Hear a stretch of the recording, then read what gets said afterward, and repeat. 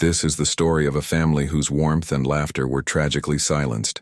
Behind the picture-perfect image of their lives was a secret so heavy, it drove a man to unspeakable acts. What would push a father, once seen as a protector, to destroy everything he held dear? The Parenti family appeared to embody success and stability.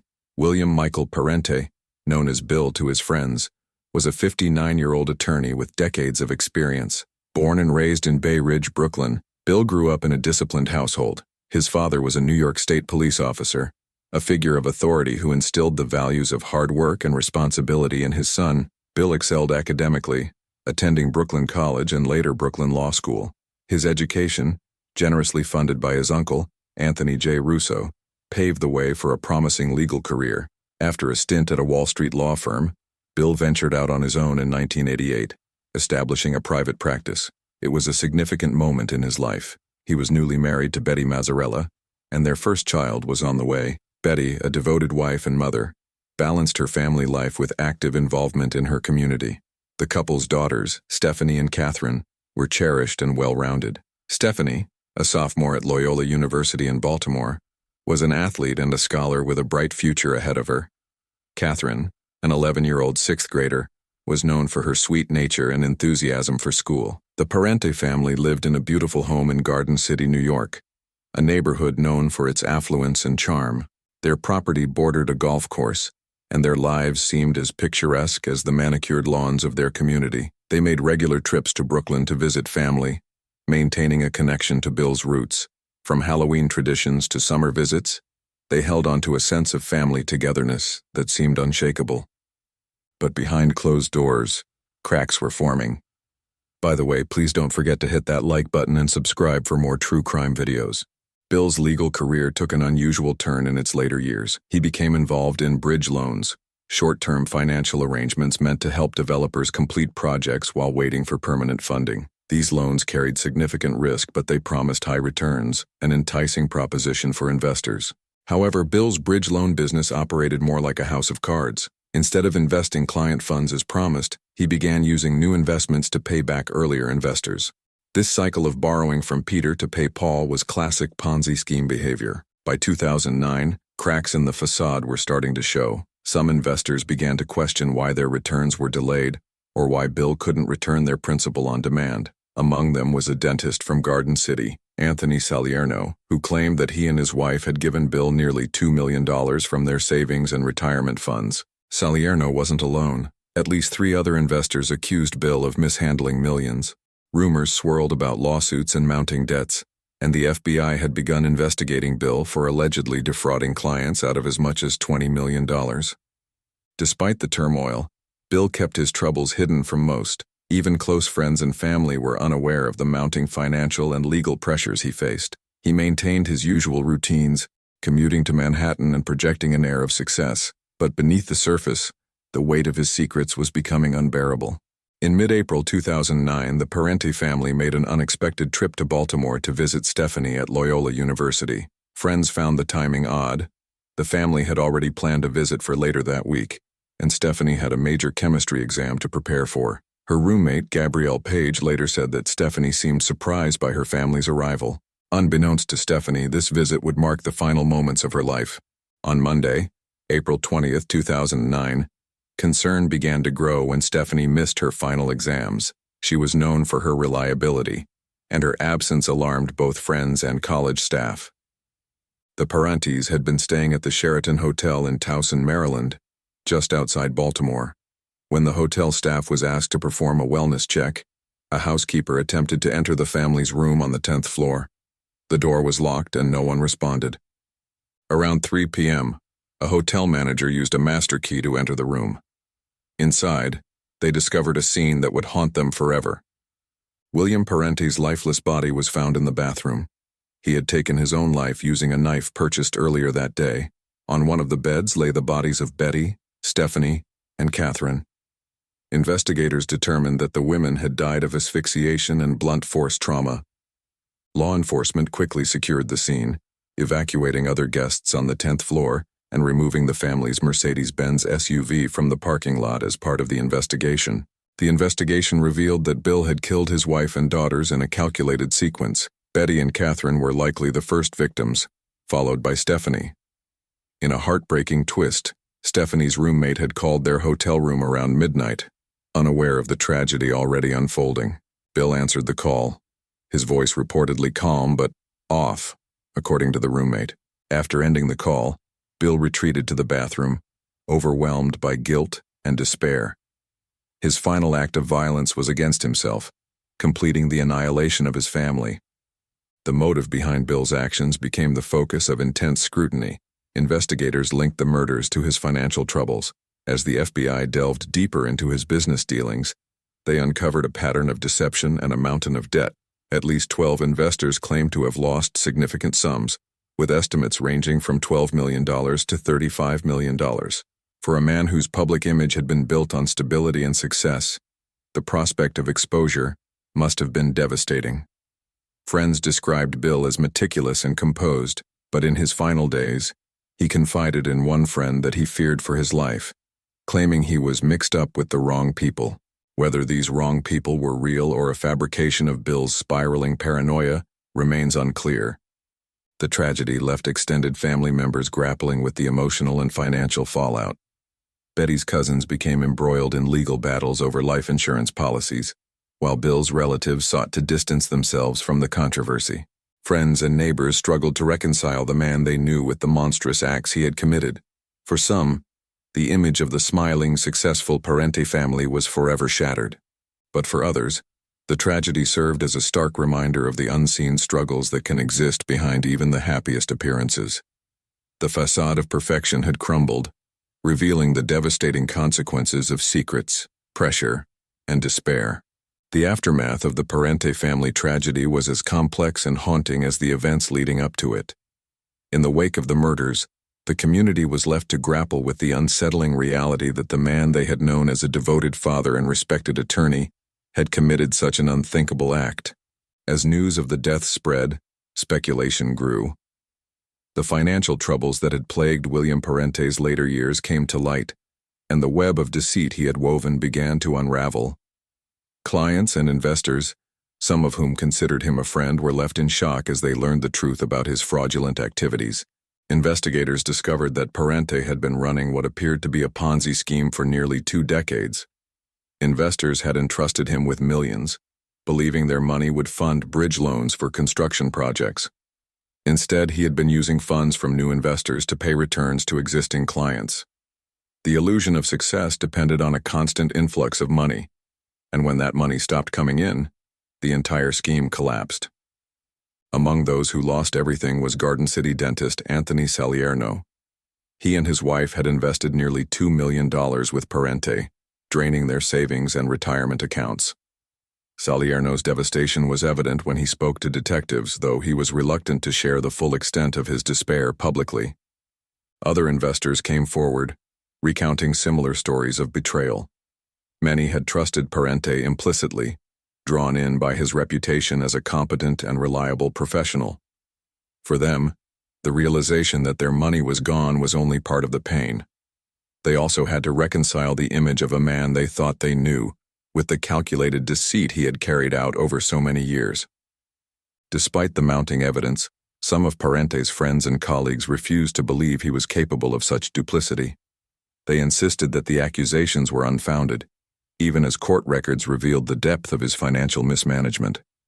The Parente's personal finances were in disarray, with significant debts and almost no liquid assets. Their $1 million home in Garden City was heavily mortgaged, and their second property in West Hampton had been foreclosed upon. In the midst of the financial chaos, a bitter legal battle unfolded over William Parente's life insurance policies. Worth approximately $5 million, the policies became the focus of claims from creditors, investors, and extended family members. Betty's cousins, who had taken on the task of managing her and her daughter's estates, argued that the money should go to her surviving relatives. On the other side, the investors who had lost millions demanded compensation, claiming the funds rightfully belonged to them. The question of how to divide the money was complicated further by the nature of Parente's actions. Some argued that his mental state in the days leading up to the murders and his suicide suggested he was not fully responsible for his crimes. Others saw his final act as a calculated decision to shield his family from the fallout of his financial ruin. Among the voices in the legal battle was a Manhattan gynecologist, Dr. Marie-Jeanne Castadeau, who claimed Parente had defrauded her of nearly $500,000. She submitted a statement accusing him of deliberate deceit, joining the chorus of investors seeking restitution. The court-appointed administrator of Parente's estate, Eric Milgram, faced the daunting task of untangling the financial mess. With no will to guide the distribution of assets, Milgram had to navigate a labyrinth of claims while addressing the concerns of grieving family members and angry creditors.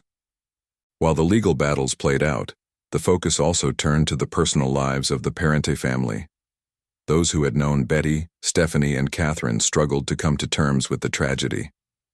Betty, remembered as a warm and caring presence in her community, was mourned deeply by friends and neighbors. Stephanie, a promising young woman with a bright future, had been on the cusp of adulthood, preparing for an overseas study program in England. Catherine, just 11 years old, was described by her teachers as a sweet and talented student with a love for learning. The funeral for Betty and her daughters was held in Long Island, attended by family, friends, and community members who were still grappling with the enormity of the loss. Their caskets, adorned with flowers, were closed, a stark reminder of the brutality of their deaths. William Parente's funeral was a private affair, held separately, reflecting the complicated emotions surrounding his actions. For those left behind, the question of why lingered. How could a man who had appeared to have it all, a loving family, a successful career, and the respect of his peers, be driven to such an act of destruction? Some pointed to the immense pressure of maintaining his fraudulent business, while others speculated about deeper psychological struggles that had gone unnoticed. In the months following the tragedy, new details continued to emerge. Friends recalled Parente's uncharacteristic behavior in the days leading up to the murders. He had confided in an elderly family friend, expressing fear for his safety, and alluding to threats from unnamed individuals. Whether these fears were rooted in reality, or were the product of paranoia brought on by stress, remains unclear. The Parente family tragedy also shone a harsh light on the broader implications of financial fraud. The ripple effects extended beyond those directly involved, touching the lives of countless people who had trusted Parente, and now faced the devastating consequences of his actions. For the community of Garden City, the events of April 2009 left a permanent scar. The once idyllic image of the Parente family was shattered, replaced by a grim reality that no one could have anticipated. Their story became a cautionary tale, a reminder that appearances can be deceiving, and that even the most outwardly stable lives can conceal unimaginable turmoil. As time passed, the memory of the Parente family's tragic end lingered in the minds of those who knew them. Their story serves as both a heartbreaking reminder of the fragility of human trust and a sobering reflection on the devastating impact of unchecked ambition and deceit. The next case we'll be diving into is the twisted case of the List family. In the quiet suburban town of Westfield, New Jersey, the List family seemed to embody the American dream. They lived in Breeze Knoll, a sprawling 19-room Victorian mansion, complete with a grand ballroom and intricate stained-glass windows. John Emile List, the patriarch, was an accountant with an impeccable educational background. His wife Helen, though struggling with health issues, presented a refined image to the community. Their 3 children, Patricia, John Jr., and Frederick, were well-liked and active in school activities. Living with them was John's elderly mother, Alma, who occupied an apartment on the top floor. But beneath the surface of this seemingly perfect family lay deep cracks. Financial strain, personal secrets, and John's rigid religious beliefs were eroding the foundation of their lives. By November 1971, these pressures had become insurmountable, leading John List to meticulously plan a sequence of actions that would horrify the nation. Born on September 17, 1925 in Bay City, Michigan, John List grew up in a strict German Lutheran household. His father, John Frederick List, was a man of unwavering discipline, instilling in his son the belief that family was a sacred responsibility. John carried these values with him throughout his life, even as he struggled to balance his personal ambitions with the weight of his obligations. After serving in World War II as a laboratory technician, List pursued his education at the University of Michigan, earning both a bachelor's and master's degree in accounting. His academic achievements and military service secured him a position of respect in the professional world. Yet despite his credentials, List's career trajectory was marked by instability. In 1951, John married Helen Morris Taylor, a widow with a young daughter named Brenda. Their early years together were marked by promise. John's career advanced steadily, and the couple welcomed 3 children of their own. But over time, Helen's health began to decline, the result of syphilis contracted from her first husband. The disease, left untreated for years, manifested in paranoia, erratic behavior, and heavy alcohol consumption. John's struggles extended beyond his home life. By the late 1960s, his career had hit a series of roadblocks. In 1965, he accepted a position as vice president and comptroller at a bank in Jersey City, New Jersey, prompting the family's move to Breeze Knoll. While the grand mansion symbolized success to the outside world, it also represented a financial burden that would weigh heavily on John. Behind the doors of Breeze Knoll, life became increasingly tense. John's obsessive-compulsive tendencies and strict religious beliefs clashed with the challenges of managing a deteriorating household. He grew deeply concerned about the spiritual welfare of his family, convinced that they were straying from their faith. Patricia, his 16-year-old daughter, expressed an interest in acting, something John considered sinful. Helen's alcoholism and erratic behavior embarrassed him, especially in public settings. By 1971, John's professional and personal life had reached a breaking point. He lost his job at the bank but was too ashamed to tell his family. Each day, he left the house dressed for work, only to spend hours at the local train station, reading newspapers and searching for job openings. Financially, the family was on the brink of collapse. John had been secretly diverting money from his mother Alma's bank accounts to cover expenses, but it wasn't enough to keep their lives afloat. For John, the idea of seeking financial help was inconceivable. His father had instilled in him a deep sense of pride and an aversion to public assistance, which John saw as a failure to provide for his family. Instead, he began to envision a solution that, in his mind, would preserve his family's dignity and secure their eternal salvation. On November 9, 1971, John List carried out a plan that he had been meticulously crafting for weeks. Armed with a 9mm Steyr semi-automatic handgun and a Colt .22 caliber revolver, one of which had belonged to his father, he began his calculated mission. Helen was his first victim. As she sat at the breakfast table, John approached her from behind and shot her in the back of the head. Next, he climbed the stairs to the attic apartment where his 84-year-old mother, Alma, resided. She greeted him warmly, unaware of his intentions. John raised the Colt revolver and shot her above the left eye. After ensuring the bodies were hidden from sight, John waited for his children to return home from school. Patricia, the aspiring actress, was the first to arrive. She was met with the same fate as her mother, shot in the back of the head. 13-year-old Frederick followed shortly after, unaware of the horror that awaited him. With 4 family members dead, John took a break to prepare himself lunch. The deliberate nature of this act underscored his cold and methodical mindset. After eating, he drove to Westfield High School to watch his 15-year-old son, John Jr., play in a soccer game. John Jr.'s death was the most violent. Evidence suggested he attempted to defend himself, resulting in multiple gunshots before he succumbed. The boy's resistance seemed to shake John, but he pressed on, determined to complete his plan. He placed the bodies of his wife and children on sleeping bags in the ballroom of Breeze Knoll. Alma's body remained in her attic apartment. John wrote a 5-page confession addressed to his pastor, explaining that he had killed his family to save their souls. He described his financial troubles and his belief that his actions would ensure his loved ones a place in heaven, free from the corruption of the world. John then set about cleaning the crime scenes with meticulous care. He removed his photograph from all family albums, ensuring there would be no images of him for investigators to use. He stopped milk, mail and newspaper deliveries, and sent notes to the children's schools and part-time jobs, claiming the family was traveling to care for Helen's ailing mother in North Carolina. Before leaving, John tuned a radio to a religious station and left it playing in the empty mansion. The chilling detail seemed to reflect his unwavering belief that he had acted in accordance with his faith. John List disappeared without a trace. By the time police entered Breeze Knoll on December 7, 1971, nearly a month after the murders, the house was silent, except for the faint sounds of the still-playing radio.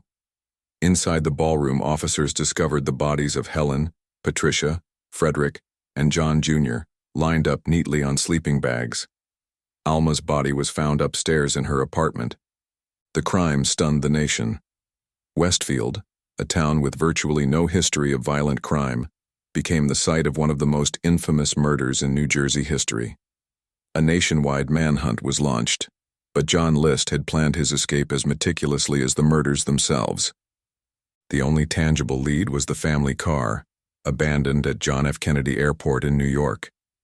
Investigators found no record of List boarding a flight, leaving them with more questions than answers.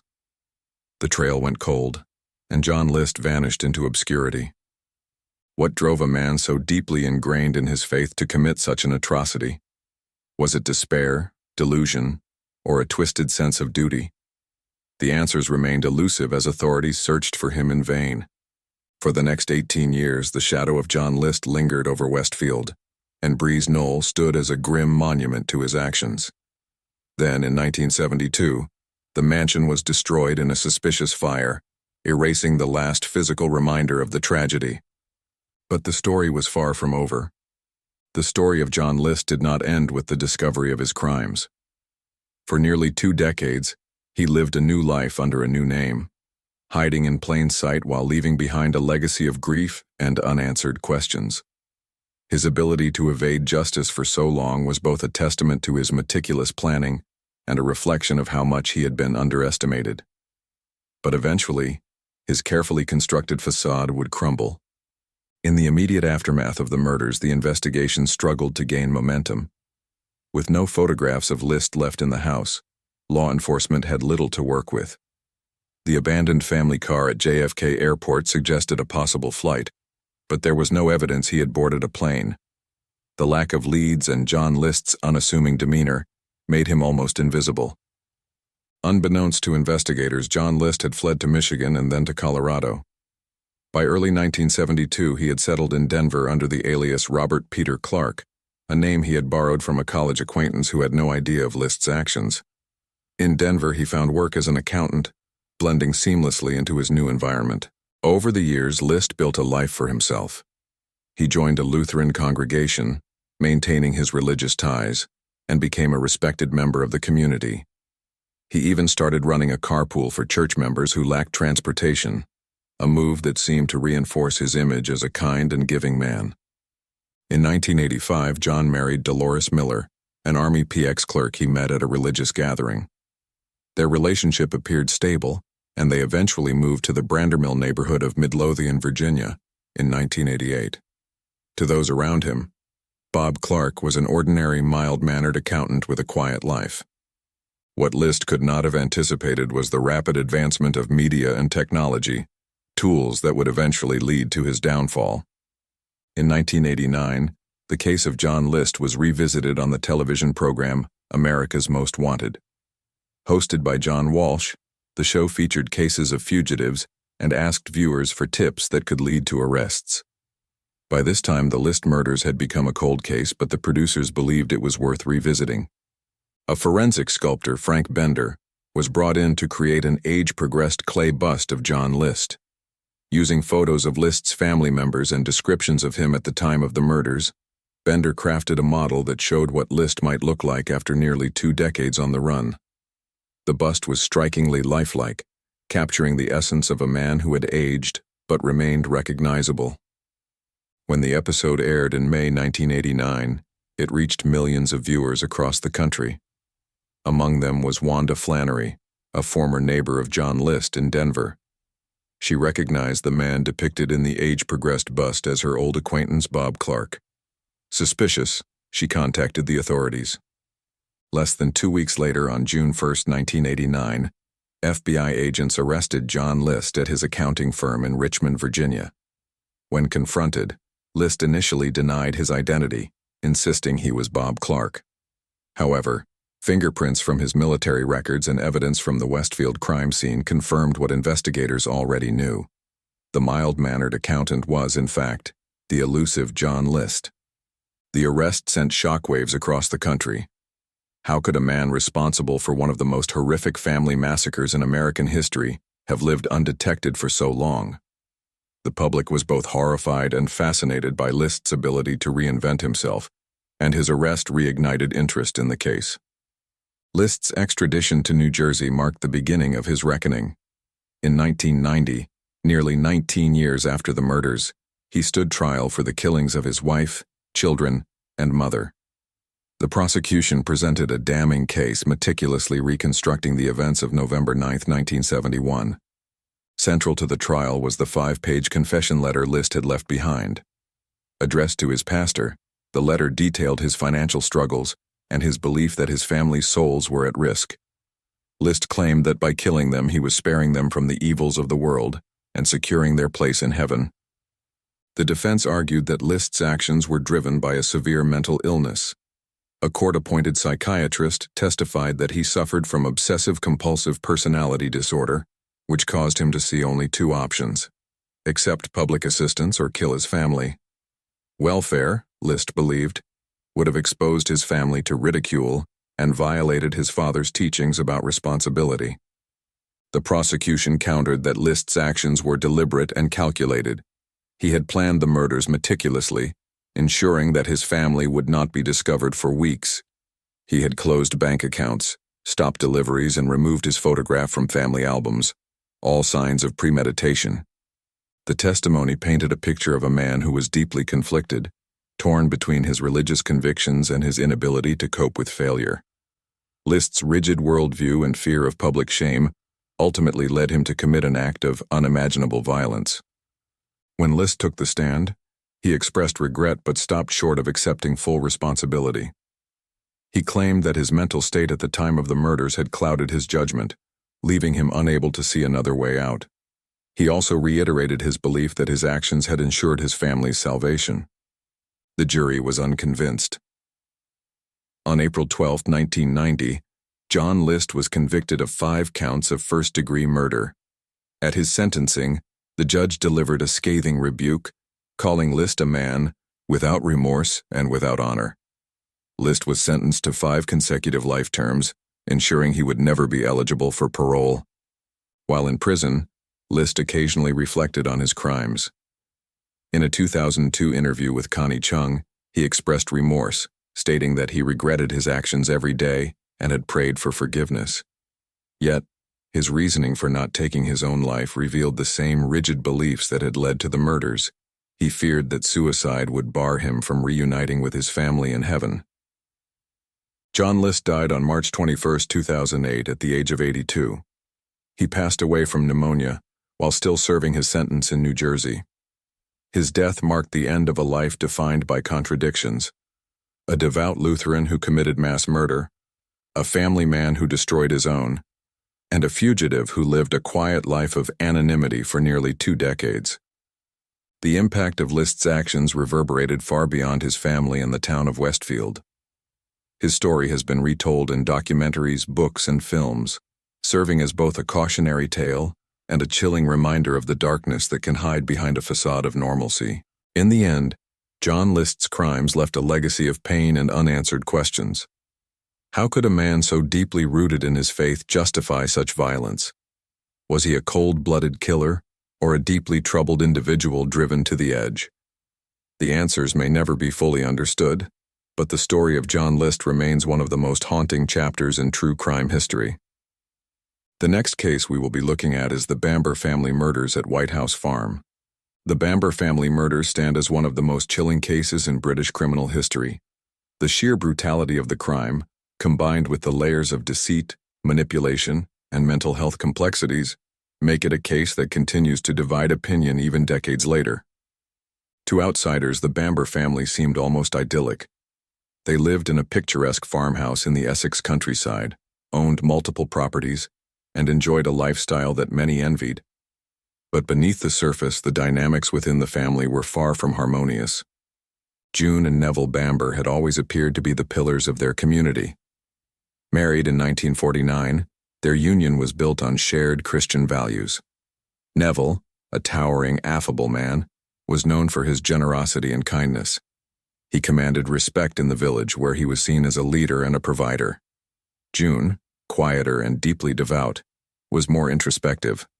Her faith was her guiding force, often to the point of obsession. The couple's inability to conceive children led them to adoption, a decision that shaped the rest of their lives. They adopted Sheila in 1957, followed by Jeremy in 1961.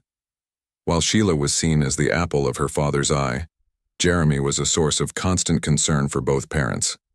Sheila, affectionately nicknamed Bambi, due to her delicate features and aspirations of a modeling career, was initially seen as the embodiment of elegance and potential. But as she grew older, cracks began to show in her mental health. Her struggles with schizophrenia and paranoia would eventually dominate her life. Jeremy, on the other hand, was a far cry from the responsible and respectful son his parents had hoped for.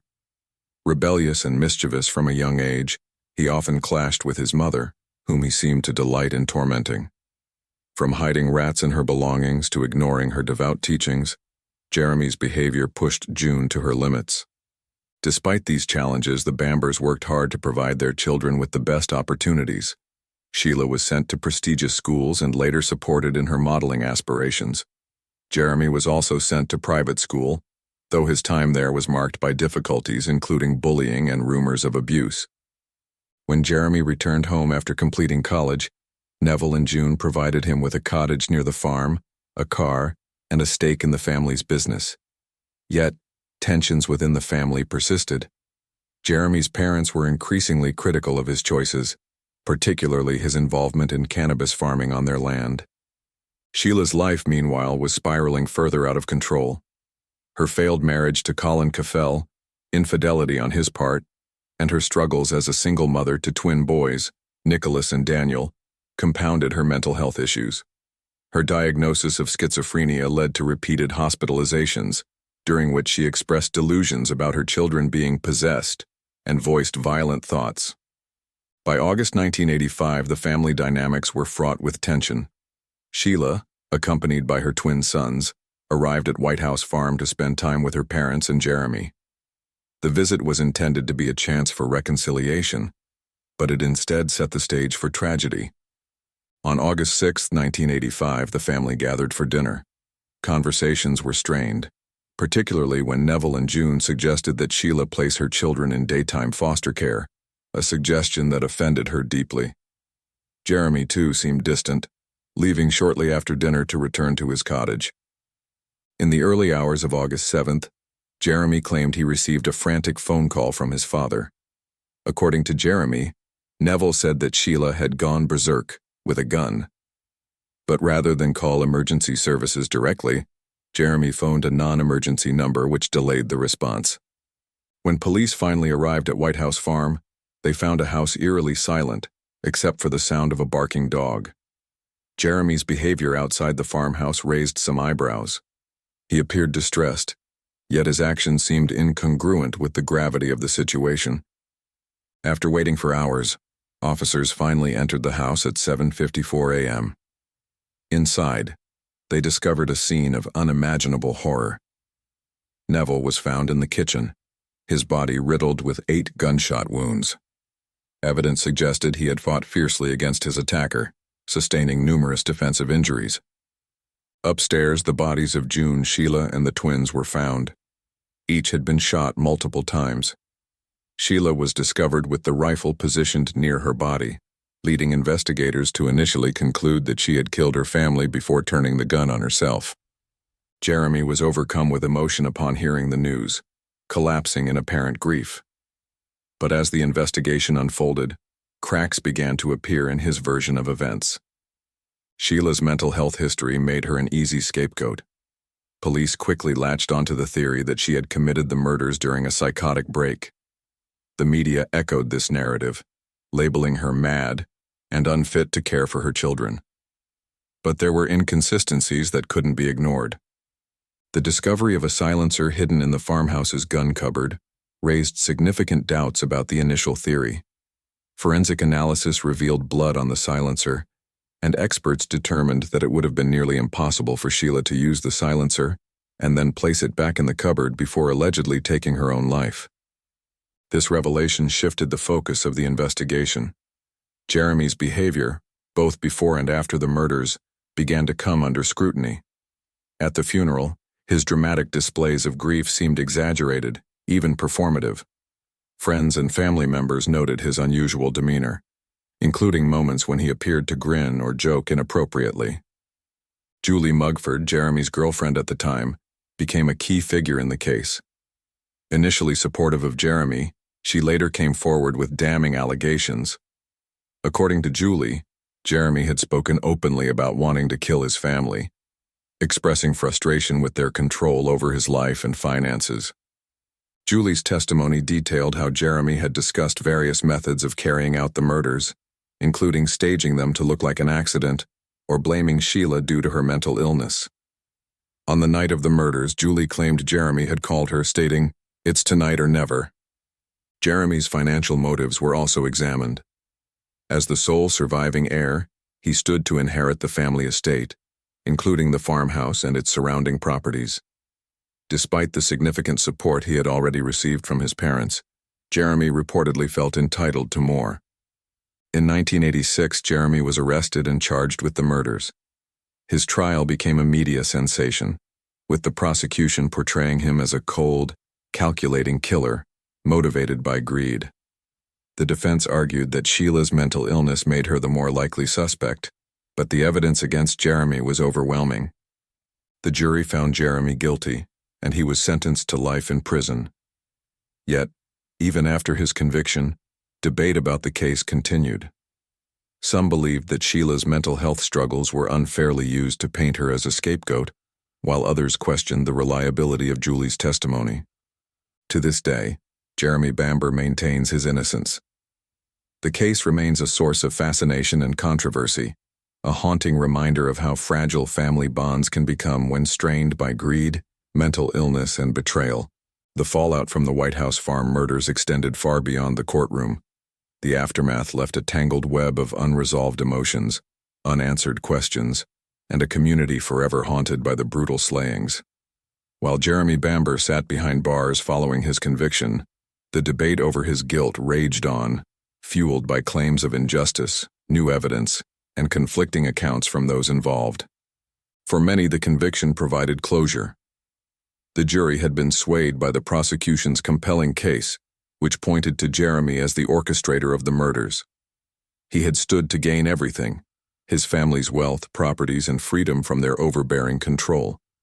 Julie Mugford's damning testimony about Jeremy's alleged confessions and disturbing behavior had painted a clear picture of a man capable of such a heinous act. But Jeremy's insistence on his innocence began to resonate with some, particularly as time passed and more details about the case emerged. He claimed he had been wrongfully accused and that the true culprit was his sister Sheila. To this day, Jeremy and his supporters argue that the evidence was mishandled, the investigation flawed, and key testimonies unreliable. Sheila's mental health had always been a central point of the case. Diagnosed with paranoid schizophrenia, she had a history of psychotic episodes and had expressed violent thoughts, particularly toward her children. These details had made her an easy target for suspicion. But could she really have committed such a calculated and methodical crime? Critics of the conviction have pointed to the police's handling of the crime scene as a major flaw in the investigation. The decision to burn evidence, including blood-stained carpets and bedding, destroyed potential clues that could have clarified what happened that night. Additionally, the gun, which was found near Sheila's body, had been picked up by an officer without gloves, contaminating the evidence. The silencer found in the farmhouse's cupboard became one of the most contentious pieces of evidence. Forensic experts determined that it would have been nearly impossible for Sheila to use the rifle with the silencer attached and then return it to the cupboard before allegedly taking her own life. This finding cast significant doubt on the initial theory that Sheila was the perpetrator. Jeremy's supporters have argued that this crucial piece of evidence was mishandled and misrepresented. They claim that the blood on the silencer was inconclusive and that its presence in the cupboard could have been staged to implicate Jeremy. Julie Mugford's testimony, while pivotal in the trial, has also faced scrutiny. Some have questioned her motivations for coming forward, suggesting that her accusations were influenced by her deteriorating relationship with Jeremy. Julie had discovered Jeremy's infidelity shortly before she went to the police, and her anger and betrayal may have colored her account. In addition to her claims about Jeremy's confessions, Julie recounted chilling details about his behavior in the days leading up to and following the murders. She described him as cold and calculating, seemingly unfazed by the deaths of his family members. Yet critics argue that Julie's testimony lacked corroboration and that her statements were inconsistent over time. Despite these questions, the prosecution's case against Jeremy was bolstered by his behavior after the murders. His demeanor at the funeral, where he alternated between dramatic displays of grief and moments of apparent joy, raised suspicions among friends and family. Reports of Jeremy laughing and making inappropriate comments about his newfound freedom painted him as callous and unremorseful. Jeremy's actions in the months following the murders only added to the doubt surrounding him. After selling off family belongings, including nude photographs of his sister Sheila to a tabloid, Jeremy's focus seemed to shift entirely to his newfound wealth. He traveled extensively and indulged in a lavish lifestyle that starkly contrasted with the image of a grieving son. While some saw this behavior as evidence of his guilt, others argued that it was a coping mechanism or a result of his estrangement from his family. Jeremy himself has maintained that his actions were misinterpreted and that he has been the victim of a miscarriage of justice. One of the most persistent arguments for Jeremy's innocence has been the idea that the investigation was flawed from the start. The initial assumption that Sheila was the perpetrator shaped the direction of the case, potentially leading investigators to overlook other possibilities. The destruction of evidence, the contamination of the crime scene, and the reliance on circumstantial evidence have all been cited as weaknesses in the prosecution's case. Jeremy's legal team has repeatedly sought to overturn his conviction, filing appeals and presenting new evidence in an attempt to prove his innocence. One of the most controversial pieces of evidence introduced in these appeals was a set of photographs taken at the crime scene, which Jeremy's defense claimed showed inconsistencies in the police's account of events. These photographs, along with statements from forensic experts, have been used to argue that Sheila could have been responsible for the murders after all. However, each appeal has been met with resistance, and Jeremy remains behind bars. For the families of the victims, the debate over Jeremy's guilt has been deeply painful. Neville and June's surviving relatives, many of whom inherited the family estate after Jeremy's conviction, have stood by the verdict. They have expressed frustration with Jeremy's efforts to overturn his sentence, viewing them as a refusal to accept responsibility for his actions. Jeremy, however, has continued to garner support from those who believe he is innocent.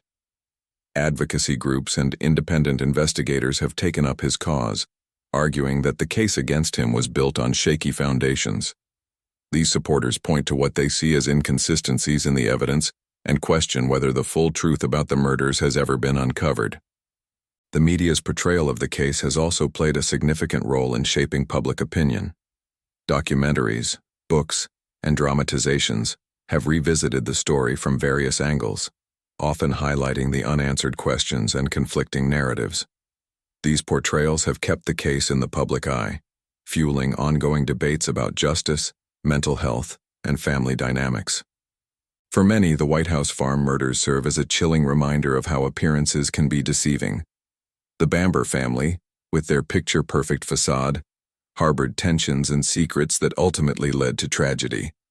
Whether Jeremy was the mastermind behind the murders or the victim of a grave injustice, the case continues to captivate and divide those who seek to understand it. Today, White House Farm stands as a symbol of both the horror and the mystery that surround this case. The once idyllic property, now in the hands of Neville and June's extended family, carries the weight of its dark history. For those who lived through the events of 1985, the memories remain vivid, and the questions linger. The truth about what happened that night may never be fully known, but what remains undeniable is the devastating impact the murders had on everyone involved. For the victims, their loved ones, and the community of Essex, the events at White House Farm left a scar that time has yet to heal. The case of the White House Farm murders is a story of ambition, betrayal, and tragedy, a story that, even decades later, continues to haunt and perplex. Whether justice has been served or denied remains a matter of personal belief, but the legacy of that fateful night will not soon be forgotten.